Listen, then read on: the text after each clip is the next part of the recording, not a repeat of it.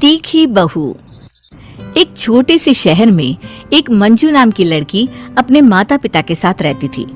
वो बहुत ही अमीर घर से थी। मंजू 18 साल की हो चुकी थी। मंजू के माता पिता ने मंजू का रिश्ता बचपन में ही अपने दोस्त श्यामलाल के बेटे अनुज के साथ तय कर दिया था। उस समय अनुज के पिता भी एक बहुत बड़े बिजनेसमैन थे, लेकिन आज उनकी हालत एक मामूली आदमी की जैसी थी। एक दिन की बात है, मंजू के पिता मंजू की माँ से मंजू और अनुज की शादी की बात करते हैं। मैं सोच रहा हूँ क्यों ना मंजू और अनुज की शादी कर दी जाए। अब मंजू भी 18 वर्ष की हो चुकी है। बात तो आप सही कह रहे हैं, लेकिन मंजू रह पाएगी क्या उस घर में? मेरा मतलब वो यहाँ इतने लाड़ प्यार से पली बड़ी है, उसे हमने किसी चीज की कोई कमी नहीं होने दी। पर अनुज एक मामूली सी छोटी कंपनी में काम करता है।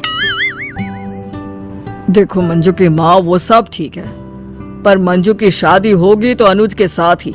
मैं आज ही अपने दोस्त श्यामलाल से अनुज और मंजू की शादी की बात करता हूँ। फिर मंजू के पिताजी अपने दोस्त श्यामलाल से अपनी बेटी और अनुज की शादी की बात करते हैं।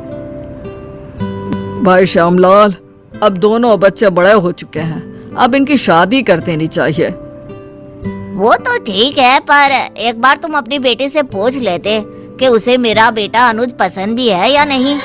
अरे ऐसा हो ही नहीं सकता कि मंजू अनुज को पसंद ना करे। तो फिर रिश्ता पक्का समझे दोस्त। हाँ बिल्कुल। मंजू के पिता घर आकर खुशखबरी देते हैं। मंजू और अनुज की अगले महीने ही शादी तय कर दी है। इस शादी से मंजू भी बहुत खुश थी। उसे क्या पता था कि वो एक बहुत बड़े अमीर घर की बहू नहीं, बल्कि एक मामूली से घर में बहू बनकर जा रही है। उसे ये नहीं पता था कि अनुज एक छोटी सी कंपनी में काम करता है।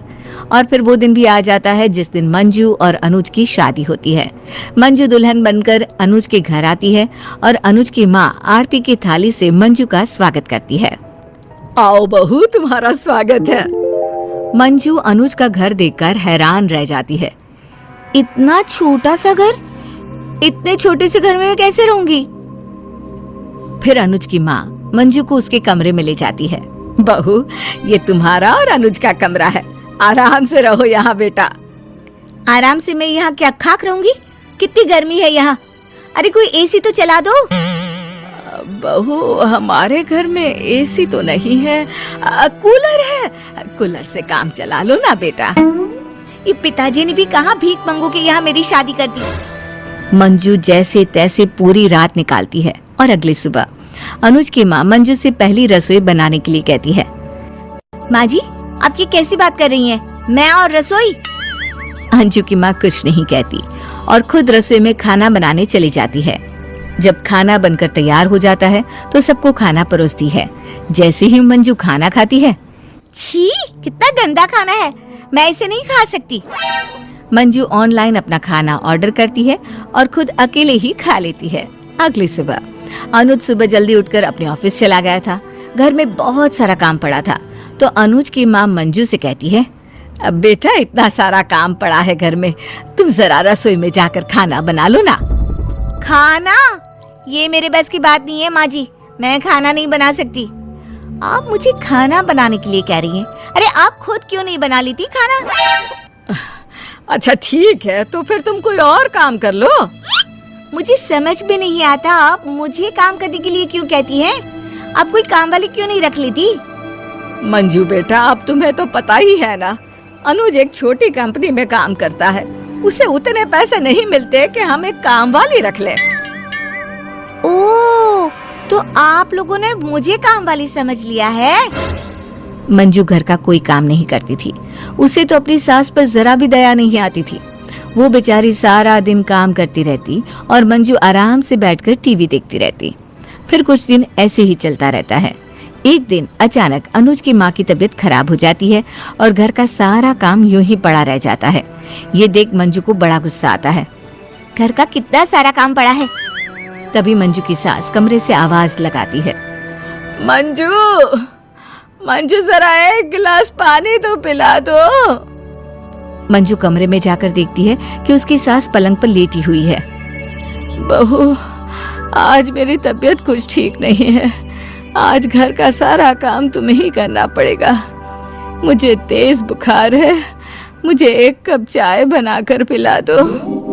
अच्छी खासी तो दिख रही हो, और क्या तुमने मुझे नौकरानी समझ रखा है जो मैं तुम्हें चाय बनाकर पिलाऊं? काम ना करने के लिए बहाना चाहिए और कुछ नहीं।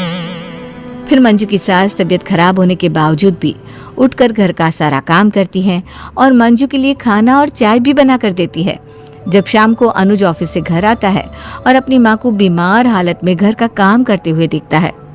माँ, तुम्हारी तबीयत ठीक नहीं है तो तुम क्यों काम कर रही हो? अनुज की माँ कुछ नहीं कहती। अनुज सब समझ जाता है और मंजू पर बहुत गुस्सा होता है। तुम्हारे अंदर जरा भी लाज शर्म है भी या नहीं? तुम्हें दिखाई नहीं देता कि माँ कितनी बीमार है और तुम उनसे घर का काम कराए जा रही हो? अरे, अब तुम्हारी माँ बीमार है तो इसमें मैं क्या कर सकती हूँ?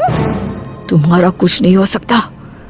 अनुज जल्दी से अपनी माँ को डॉक्टर के पास लेकर जाता है। डॉक्टर अनुज की माँ को दवाई देता है और उन्हें आराम करने के लिए कहता है। अनुज अपनी माँ को घर ले आता है। माँ, आज से आपको घर का कोई काम करने की जरूरत नहीं है। आप सिर्फ आराम करेंगी और कुछ नहीं। वो मंजू से कहता है। अगर मेरी माँ से तुमने कोई भी काम करवाया और मेरी माँ को कुछ भी हुआ तो मैं तुम्हें छोड़ूंगा नहीं। मंजू को ना चाहते हुए भी घर का सारा काम करना पड़ रहा था। फिर एक दिन अचानक मंजू की तबीयत खराब हो जाती है। अनुज की माँ देखती है कि मंजू को बहुत तेज बुखार है। मंजू, तुम्हें तो बहुत तेज बुखार है, मैं अभी डॉक्टर के पास ले जाती हूँ। मंजू अपनी सास की बात सुनकर हैरान रह जाती है। वो मन में सोचने लगती है, मैंने अपनी सास के साथ इतना सब किया, फिर भी मेरी सास मुझे डॉक्टर के पास लेकर जाना चाहती है। मंजू की सास मंजू को डॉक्टर के पास ले जाकर उसे दवाई दिलाकर लाती है और उसे आराम करने के लिए कहती है। बहू, तुम आराम करो, अगर किसी चीज की जरूरत पड़े तो मुझे आवाज लगा देना। मंजू देखती है कि उसकी सास उसकी बहुत सेवा कर रही है। वो उसे पलंग से उठने तक नहीं देती थी, यहाँ तक कि उसे खाना भी अपने हाथों से खिलाती थी। उसके बाल भी मंजू की सास खुद बनाती, उसे जरा सी भी तकलीफ नहीं होने देती। ये सब देख मंजू की आंखों में आंसू छलकने लगते हैं। माँ जी, मुझे माफ कर दो, मुझसे बहुत बड़ी भूल हो गई। मैंने आपके साथ बहुत गलत किया। मैंने कभी आपको माँ नहीं समझा, पर आपने मुझे हमेशा बेटी ही समझा। मुझसे बहुत बड़ी गलती हो गई जो मैंने इस उम्र में आपसे इतना काम करवाया। मंजू को अपनी गलती का एहसास हो चुका था। उसकी सास मंजू को माफ कर देती है और उसे अपने गले लगा लेती है। बहू, अगर सुबह का भूला शाम को घर आ जाए तो उसे भूला नहीं कहते। माँ जी, आपने मुझे माफ कर दिया ना? हाँ बेटा। और फिर मंजू अपने ससुराल में हंसी खुशी रहने लगती है।